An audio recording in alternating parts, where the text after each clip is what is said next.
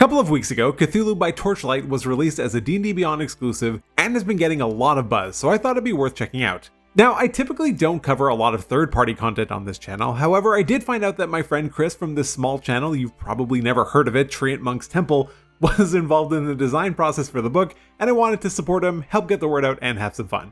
I'll be clear that no, I am not being sponsored or paid by anyone for this, everything will be my own opinions, as always. Anyway, this book is full of new stuff from backgrounds, feats, subclasses, spells, and more. What I wanted to discuss today are two of the subclasses that really stuck out to me, which are the Path of the Spell-Scorned Barbarian and the Trail Warden Ranger. So with that, let's get started with the Path of the Spell-Scorned Barbarian. Really quickly, if you'd like to help support me on my quest to 20,000 subscribers, I would sincerely appreciate it. You'd be surprised just how much subscribing and clicking the like button while you're there helps, and hey, it's free, so why not go for it? Thanks. Just so we're all on the same page, the description of the subclass reads as follows. The Path of the Spell-Scorned Barbarian awakens a mote of anti-magic within the soul of its adherents. These elite warriors steel themselves against magical effects. Some are specially trained bodyguards tasked with protecting the elite mages of arcane academies or the high priests of religious orders. Others are demon hunters, their resistance allowing them to overcome the foul magic that strikes down lesser warriors.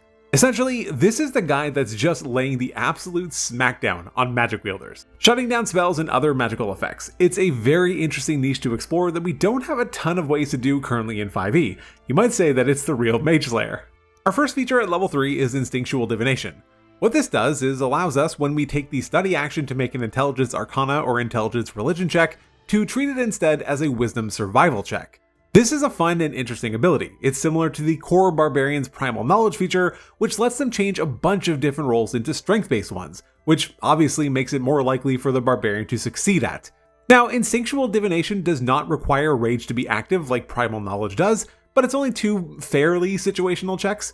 I really like this feature. Also at level 3, we get Spellhammer. This lets us, once per turn and while our Rage is active, to double the damage dealt by our Rage bonus to a target that we hit with a strength-based attack. Additionally, if the target has legendary actions, can cast spells, or was summoned, we can triple our rage damage instead. Obviously, there are a few restrictions here. We have to be raging, it's once per turn, and it needs to be a strength-based attack. But most of these are not really an issue, as plenty of Barbarian features already have the same or similar requirements anyway, so it just plays into something that you are very likely to be already doing. It's worth noting that the effect is once per turn and not once per round, which means that it can also work with opportunity attacks or provided in other ways like we'll see from our class later on. Otherwise though, this is just a good feature. It provides a flat, consistent damage bonus that you can rely on. The later the game goes, the less impactful it will be, but at least it's always doing something, which I do like. In regard to the triple rage damage, I love the flavor here. It's really fun and connects wonderfully to the subclass theme, which is great. What I don't love as much is that it will add an extra layer of, does this thing have legendary action spells or was it summoned every time you hit something for the first time, which can get a bit tedious, and can also provide some meta knowledge. But perhaps that's intended, since this Barbarian would probably know that. I'll be clear, this is not me saying that it ruins the feature or makes me not like it, it's just a minor nitpick. Also at level 3 we get another feature, and what a banger, Spell Shield. With Spell Shield, while our rage is active, all allies within a 30-foot emanation originating from us gains a bonus to their saving throw equal to our rage damage bonus. This is crazy strong. At a minimum, it's a +2 to all spell-based saving throws to all of our allies within a pretty massive radius, and it scales up to +4. Now no, technically it's not as good as Advantage, which is generally considered to be the equivalent of +5, but remember, this costs nothing. It just requires us to be raging, which we were almost certainly doing already anyway. It is worth noting that it only works against spells again, and not all magical effects that require a saving throw though. Just as a quick point of comparison, Beacon of Hope is a 3rd level spell that requires concentration and gives advantage on just wisdom saving throws and death saves. It does also have a buff to healing spells. I'm not saying that these are identical effects, I'm just comparing some similarities here. Circle of Power is also a 5th level spell with concentration that also has a 30-foot emanation and also provides advantage to all saving throws, whether by spells or magical effects. It also reduces damage to 0 if the target succeeds on their save though. Again, I know that none of these are identical, I'm not pretending that they are, but I think we can likely agree that much of the power of these spells is coming from the bonuses that they provide to saving throws. But with Spell Shield, you and your allies get this bonus for free, and perpetually, provided that of course you are raging. Even Paladin's Aura of Protection comes online 3 levels later at level 6 and only has a 10-foot emanation to start with. Also, this can stack with that either through multiclassing or through working together. This is an incredibly strong feature to have online so early in the game that it does leave me at least slightly concerned. I think Spell Shield is teetering on the verge of broken. I think the only thing holding it back is that it only works against spells specifically and not any magical effects like a Paladin's Aura of Protection does. Incidentally, I do happen to have the exact stats on this though. Creatures in the 2024 Monster Manual subject players to a total of 537 saving throws, of which 172 are from spells. Obviously, frequency isn't everything, but it's still an important part of the equation despite what some recent comments might say. Spell saves make up roughly 1/3 of the saving throws targeted towards players. I think that's plenty to make this feature very good, but probably not quite enough to make it busted. Moving on to our level 6 feature, we get Sunder the Weave. With it, as long as our rage is active, we can cast Counterspell for free without any components. Additionally, as part of the same reaction, we can move up to our speed and make an attack against the target of our Counterspell. We can only do this once per short or long rest though. Barbarians with Counterspell, what a time to be alive. But seriously, this also is quite good, and is worth mentioning that it does work with our Spellhammer since we are most likely using Counterspell on an enemy's turn. I mean, it can also work on our own turn if an enemy tries to counter our banishment spell, but we'll get to that a bit later. Anyway, this one is not nearly as insane or busted and does actually have a semi-fail state where you can only derive half value since the range of Counterspell is 60 feet at this point. And without other speed bonuses, a Barbarian speed is likely around 40. I'm not saying this is a bad thing, I'm just pointing it out. It's a solid feature, I really like it. Next up at level 10, we get Bolstering Howl. The way this works is a bit confusing based on the wording, which is something I will make a bigger point about at the end of the video. But until then, what I believe this does is when an ally or ourselves take damage, we can select a damage type and provide the target with resistance to that damage type until the end of the current turn. The reason it's confusing is because it could be read that the target of the effect gains resistance to the entire attack and then one damage type until the end of the turn. So for example, if something did 1d10 bludgeoning plus 1d10 fire damage, they could gain resistance to the entire attack. There are a plethora of multi-type damage effects in the game, so it's not like this is a rare occurrence. In any case, I have to imagine that it's the first option that is suggested, which is still very, very strong. It's like absorb elements that we can now use on anyone instead of just ourselves, and works on any damage type instead of just a few. We just don't get the bonus damage to deal back. And there's no cost to this, other than our reaction, so we can do it every single round. This again is incredibly powerful, but it's got absolutely nothing on our level 14 capstone feature, Dimensional Duel. With Dimensional Duel, we always have Banishment prepared, and when we activate our rage, or as a bonus action while our rage is active, we can cast the spell, but we can target up to 3 creatures when we do so. To be clear, this is functionally casting the spell at 6th level for free. But it doesn't stop there. In addition to targeting 3 targets with the spell, we can also choose ourselves. Again, it does say in addition, so I have to imagine that it's 3 plus us. If we do choose ourselves, we get to follow them into the demiplane, and if we do, the targets do not gain the incapacitated condition, and instead we're all brought into this empty room made of stone or wood that is from 20 to 30 feet in all dimensions, and we can basically duke it out in a full-on Thunderdome kind of thing. We can also use this feature a number of times equal to our strength modifier per long rest. By the time we get this feature, our strength modifier is at least +4, potentially +5, so this is potentially 4 or 5 casts of level 6 banishment per long rest that costs no actual resource with an optional twist. This might be legitimately insane. The concept here is cool as hell. Conceptually, it sounds so damn fun. I know the Barbarian in the campaign that I ran for over 4 years would have loved something like this. But I will admit, I have some concerns that go beyond just the ludicrous power of level 6 banishment on tap. If you opt to follow the targets into the demiplane, what's the rest of your party doing? Let's say you brought all the enemies with you. Now what? Your group is just standing around waiting for you to kill the targets and then come back? I suppose they could explore the room or the area they're in and grab the MacGuffin with significantly less effort, so I guess there's that. Even if you don't take all the enemies though, your party is now missing someone who was likely their tank or one of their brute damage dealers, and now they're just gone. I have to imagine that this was the quote-unquote balance behind the feature. It's a crazy powerful effect, but you're gone. But the thing is, it's optional. You don't have to go. You could just leave it as level 6 banishment every single time. I suppose you could also bring an ally or 2 with you, but now you're splitting the party in even more complicated ways. I don't know, I think this one brings out some playability concerns as far as the balance goes, but goddamn, this sounds so fun. Overall, I really like the spell Scorned Barbarian, even if I think a couple of the features are maybe a little bit overpowered. I am in love with the design and what the class is aiming to do. If I were to use it in one of my campaigns, I'd probably just tone down a couple of things, but I think it sounds like such a cool and fun subclass to have in a party. Next, I wanted to take a look at the Trail Warden Ranger, mostly because Rangers in 2024 have been a very controversial topic, and I wanted to see what was cooking here. Again, let's begin with the description. Trail Wardens are Rangers who have taken an oath. When they lead others into the wilderness, they swear to bring them back safe and sound, but they aren't mere bodyguards or tour guides. Trail Wardens only lead those they deem capable of providing the skills and abilities needed to endure the horrid monsters and grinding conditions of an expedition. Far from civilization's protective grasp, there is no room for dead weight. A single mistake can cost the lives of an entire party. Trail Wardens are known for their harsh attitude toward others. Some Trail Wardens believe that they must bring the realities of the wilderness into civilization to prevent the careless from joining their expeditions and endangering the group. But once in the wilds, they become nurturing, protective, and insightful as they guide their charges safely through dangerous territory. These guys, they're like battle Sherpas. They're harsh because they need to be, as they spend their lives enduring some of the most brutal landscapes and creatures. I love the concept here because it lends itself to a real support subclass, so let's see how that plays out. At level 3, we get our first feature, Trail Warden spells. Here we get Goodberry at level 3, Pass Without Trace at level 5, Spirit Guardians at level 9, Guardian of Faith at level 13, and Mass Cure Wounds at level 17.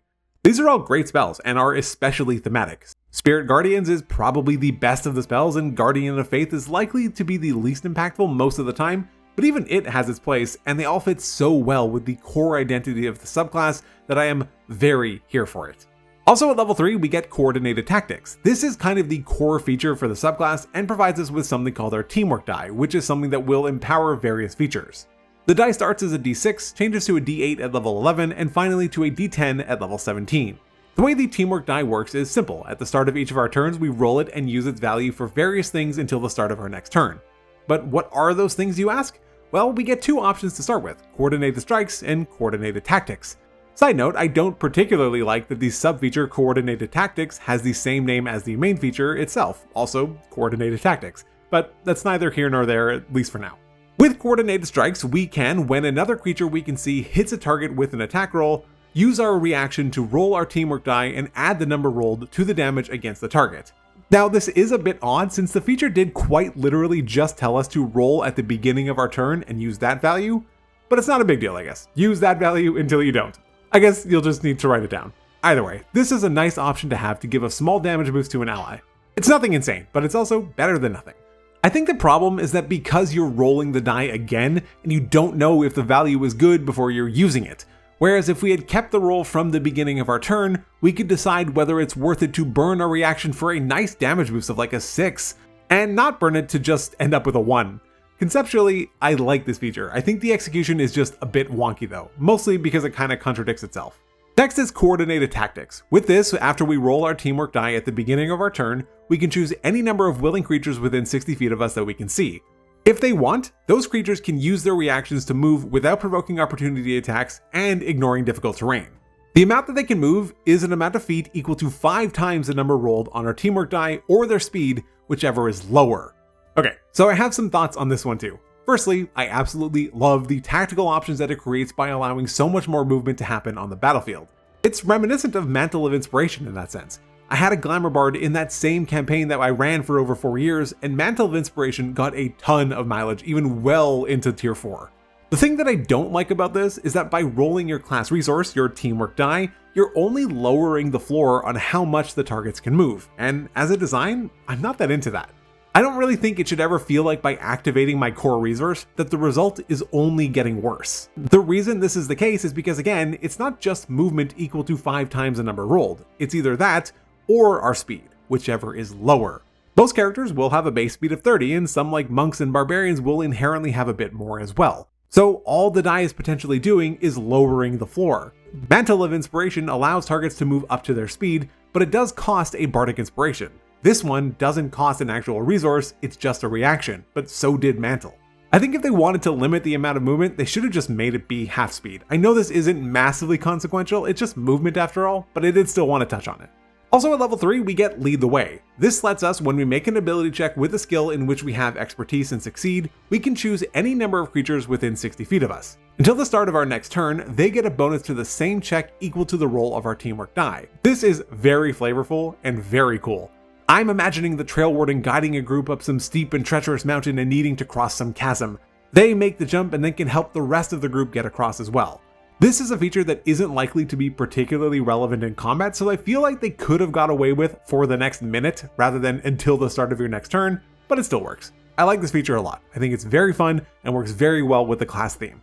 Next at level 7 we have Tactical Assault, which provides some additional utility for our teamwork die. Each ally that we choose with our Coordinated Tactics feature that can see or hear us gains an additional benefit of their choice from the following 2. Again, as a side note, this is exactly why I don't like features and sub-features having the same name, because now it's unclear if I chose someone from Coordinated Strikes, do they also get the bonus, or is it just referring to the Coordinated Tactics sub-feature? I feel like from context, I have to assume that it's just the sub-feature, but that could be incorrect and I don't know the answer. Anyway, the options we get here are Guardian Maneuver and Recon Maneuver. Guardian Maneuver makes it so that until the start of our next turn, the first time the ally takes damage, they can reduce the amount taken by the value of our teamwork die. This is a nice defensive buff to have active. I like it. Recon Maneuver makes it so that when an ally uses its reaction to move, it can take the hide action as part of that same reaction and gain a bonus to their stealth check equal to the number rolled on the teamwork die. This is a bit situational, but can be nice in the right situation. Generally speaking, Guardian Maneuver is probably stronger, but this is cool, potentially powerful, and a very flavorful option. Next up at level 11, we have Coordinated Effort. This makes it so that provided we aren't incapacitated when we roll initiative, we can also roll our teamwork die. Every ally then within 30 feet of us that can see or hear us gains a bonus to their initiative score equal to the roll of the die. This is just incredibly powerful. There's not much of another way to put it. Being able to go first or early in a round is among the strongest things that you can do in combat. It increases your opportunities to put the hurt on or to impose status conditions on the enemy before they even get the opportunity to do anything, which can be crazy. That said, initiative scores in 2024 have been buffed by quite a bit for a lot of creatures, so this may help accommodate for a lot of that. In any case, this is an excellent feature. Finally, at level 15, we have Group Assault. This makes it so that if we take the attack action and use all of our attacks against the same target, we can choose any number of creatures within 60 feet of ourselves. Each of those creatures gets a bonus to 1 attack and 1 damage roll equal to the value of our teamwork die, provided they are attacking the same target that we did. This is just another good feature. It does encourage focus fire, which is generally considered to be a good tactic to begin with, and it makes it even better. The Trail Warden Ranger is a very good subclass. It affords a party with an abundance of power through tactical options, which can take the form of movement, damage, or defense. There's also no limited uses here. Everything it can do is infinitely repeatable, which makes it even stronger as a battlefield powerhouse since there's just no stopping it. Yes, everyone only gets 1 reaction per round, but that's not what I'm referring to. I do think that the teamwork dice are a bit finicky and you're probably going to forget to roll it and have to kind of remind yourself what you rolled, especially with the one that makes you re-roll it. It's all a little bit up in the air, but I do think that the concept is very, very cool. Before finishing up here, there's a few points that I want to make abundantly clear.